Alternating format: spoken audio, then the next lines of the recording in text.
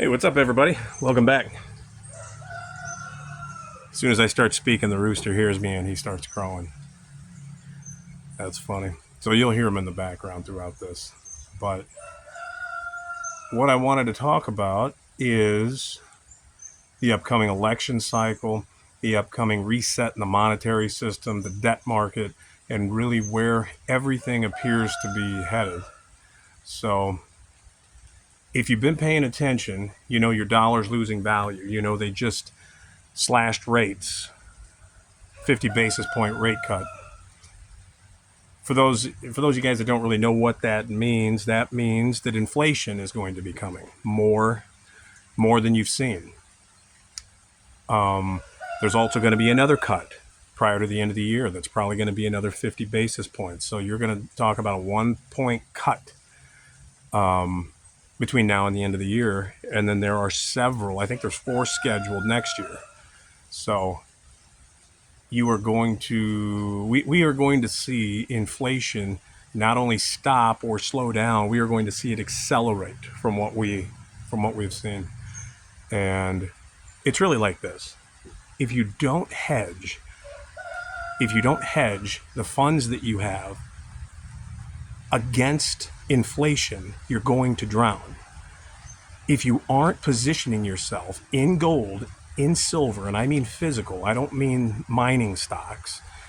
You know, if you don't want to hold physical gold and silver, okay, then hold a gold or silver ETF and invest in mining stocks. But anything that you don't hold in your hand, I don't really believe that you own. So my recommendation would be buy physical gold and silver. There's coin shops in every town, in every semi-major town in the country. They've even got them in small towns. These central banks are settling their debts in gold. The world banks are not settling in USD. They're not settling in rubles. They're not settling in oil. They are settling their debts in gold. How do I know that? Well, I read. I read a lot. And that is what they're settling their debts in. So if they are settling their debts in physical, tangible gold bullion, then that is what I want to hold. How else do you hedge against coming inflation? Well, I also believe you should hold Bitcoin. Bitcoin, for those of you guys that don't know what it is, I can put it in layman's terms. Bitcoin is a reward given to people who are mining the blockchain platform. You're like, well, what is blockchain? Well, in a nutshell, blockchain is the operating system that artificial intelligence is going to operate on. So, in a nutshell, that's what it is. It's a reward given to people for mining the new AI platform, much like the internet is a platform, right?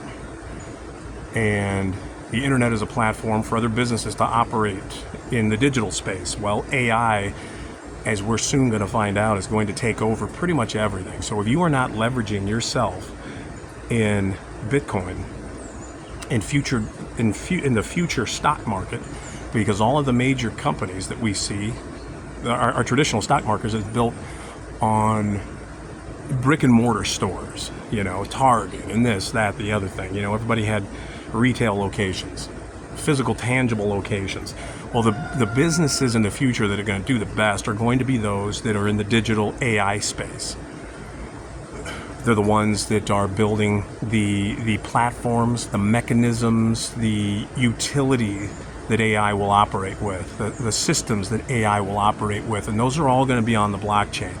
So a wake-up call for those of you that think Bitcoin and digital currencies are going away. They are not. They're going to force a digital currency on everybody. And they're going to try and take Bitcoin away from regular people. So you need to store it off-chain, offline. That's you can look up how to do that. You can put it on download it onto a Trezor ledger, and you can walk around with it in your pocket. You can carry essentially millions and millions and millions of dollars in something about the size of your thumb. So you're like, well, what if the lights go out? Well, if they cut the power, we're all screwed anyways. right? You think you're going to have access to, your stock market money? No. So if it goes out, everybody loses everything and nothing will matter. So you really honestly have nothing to lose unless you plan on holding 100% physical tangible assets, which, I'm for a portion of that, a good portion of that. But I also think that you need to be leveraged in the digital blockchain space. Take this recommendation and what I'm telling you for what it's worth. I was involved in the 17 run, and I just educate myself on a lot of things. But it's just a hobby of mine. I don't golf. I don't go to the bar. I don't do all that stuff. What I do is read. I read and I try and understand things as much as I can. So that is my best understanding of what it is, and that is my best recommendation of where to be. Get yourself out of cash. I shouldn't say that. Have a portion of cash, but you should be in gold, silver, and Bitcoin. And there are some other altcoins, they call them, which are going to be the new Google and going to be the new Apple. And right now you have an opportunity to buy into them at fractions of what they're going to be worth. So that's what I mean when you should be hedging. You should be getting rid of any cash and any assets that aren't going to be appreciating in the future. And if you are, I know there's going to be quantitative easing that's going to be making its way into the stock market and the S&P 500. That's great, but look at it. The stock market is a $700 trillion market cap. Cryptocurrencies are a $2 trillion market cap, and is the future. If they pumped $2 trillion of quantitative easing into the stock market, it's not going to make it go up that much now, is it? Let's say this. If they pumped in $7 trillion into the stock market's going to go up by 10%. That's not life-changing, is it? But if you were invested in cryptocurrencies with a $2 trillion cap and they injected $7 trillion into that market, anything you're holding is going to go up a minimum of 3x, right? Is going to triple. And inside of that market cap are spaces where you can make 20, 30, 40, 50, 100 times your money. It happens. Trust me, I've seen it, I've done it. So people ought to consider this. As you see what's coming, it's either people are going to be stupid and see the freight train coming and stand on the tracks and get run over by it, or there's going to be a big portion of people that don't even see this train coming and get run over by it. And there's people who see the train coming, see the smoke, and are deciding to step off of the track before they get run over. That's what you need to do. You need to position yourself to not get run over by this coming debt crisis, which is what it is.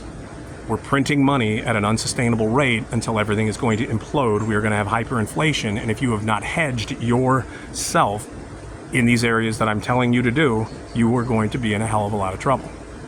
Okay? Really, we're going to see Venezuela-style inflation. This isn't an if, it's just a when. It is coming. When? I don't know. My guess is probably in the next 24 months. I would think we're going to be in real deep shit. And they're going to be doing slashing rate cuts, which means the money printing machine is going to be on in hyperdrive until September of next year. And that's not even taking into account all the geopolitical events with the election and Hezbollah and all the other, global problems, which are all manifested and created to help bring in a one world government and a one world digital currency.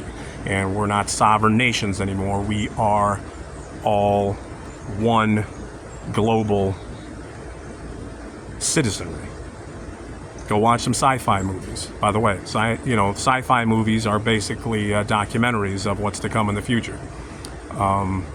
Keep that in mind as you decide to go back and watch Terminator and the rest of them, okay? Because that's what it is. They're documentaries. And AI is going to be the operating source that really essentially takes over pretty much everything. And it's going to eliminate an unbelievable amount of jobs. So if you don't have any skills, you'd better start acquiring some. Skilled trades are going to be going through the roof because people with money are still going to need things built, still going to need things maintained. So skilled trades, honestly, is where your ass should be. There's other sectors too. You're going to need medicine and you're going to need, some other things. But, in the grand scheme of it, skilled trades have been down. And skilled trades, good electricians are going to be making more than doctors. Some of them already are. So look into it if you're a little younger or you're looking to change careers. So anyways, that's my 10-minute diatribe on what I think is coming and what the best advice I could give anybody that spent the time to listen to 10 and a half minutes of this. So that's about it. It's the best I got for you today. We'll talk to you later. See you.